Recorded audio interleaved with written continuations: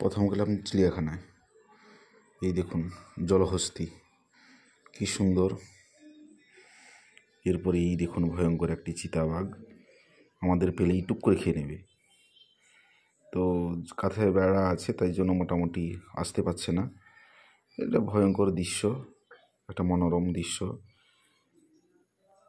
আমাদের কলকাতা আলিপুর চিড়িয়াখানায় দূর থেকে দেখুন রয়্যাল বেঙ্গল টাইগার কীভাবে ঘুরছে, দেখছে, যদি পায় টুক করে খেয়ে নেবে। আমরা দূর থেকে দেখছি, বাঘটাও দূর থেকে দেখছে আমাদের দিকে। ভয়ঙ্কর দৃশ্য, দেখার অনুভূতিও অন্যরকম। এবারে আমরা চলে এলাম মিউজিয়াম। স্বাধীনতা সংগ্রামীদের যেখানে থাকতো আলিপুর মিউজিয়াম। তো এই মিউজিয়ামের ওনাদের ইতিহাস লেখা এবং নানা রকম মূর্তি দেওয়া, মূর্তিগুলো যেন সত্যিই অনবদ্য। তারা যেভাবে কাজ করতো সে কাজগুলোই দেখানো হয়েছে বারবার। তাদের জীবনযাপন যেন সত্যি অরিজিনাল। দেখুন ভালো করে, কেউ কেউ আর মুখ ধাপিয়ে দেখছি। অরিজিনাল মানুষকে কেউ রাখেনি তো।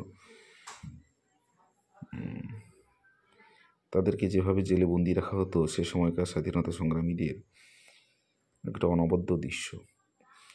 না গেলে ভাবতেই পারতাম না যে এতজন সংগ্রামীদের এভাবে রাখা হতো।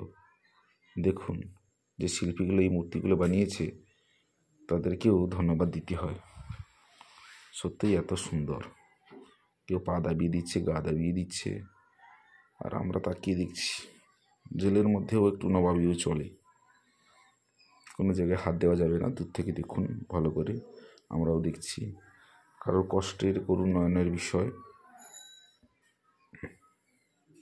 দেখুন রান্না হচ্ছে জেলের ভিতরে, আর একজন জানলার দিকে তাকিয়ে দেখছে।